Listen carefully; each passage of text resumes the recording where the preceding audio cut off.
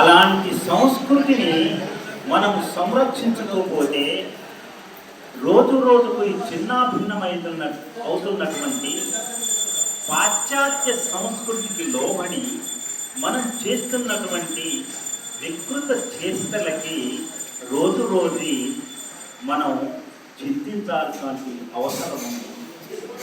మరి చింతించకూడదు అని అనుకుంటే మనం ఒక పని చేయాలి.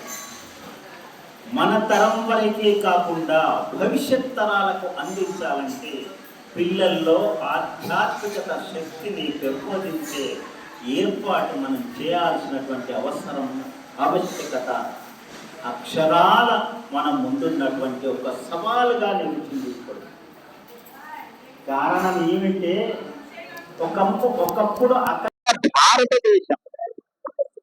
అఖండ భారతదేశం అంటే కేవలం ఒక భారతదేశమే ఇప్పుడున్నటువంటి భారతదేశమే కాదు, ఇప్పుడున్నటువంటి పక్కన దేశంగా పేరు పొందినటువంటి నేపాల్, బర్మా, ఆఫ్ఘనిస్తాన్, శ్రీలంక, పాకిస్తాన్, బంగ్లాదేశ్ ఇవన్నీ కూడా భారతదేశంలోని అంతర్భాగాలే.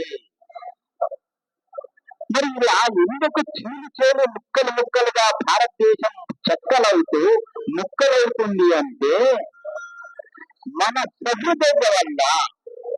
హిందువులకు ఏంటి అంటే మనం ఏమంటాం, సర్వే జన సుఖినో భవంతు అంటాం. అందరూ కూడా బాగుండాలని కోరుకునేటువంటి ఆత్మీయతత్వం ఉన్నటువంటి మనుషులం హిందువులం.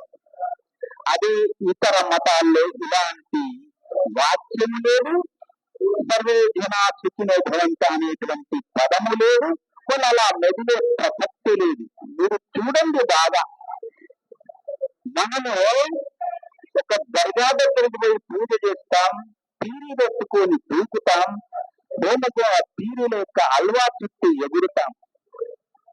కానీ మన యొక్క మందిరానికి వచ్చి ఆంజనేయ స్వామి దగ్గర, శంకరుని దగ్గర పూజ చేసేటువంటి ఇతర మతస్థులు ఉన్నారేమో మీరొక్కసారి గమనించండి.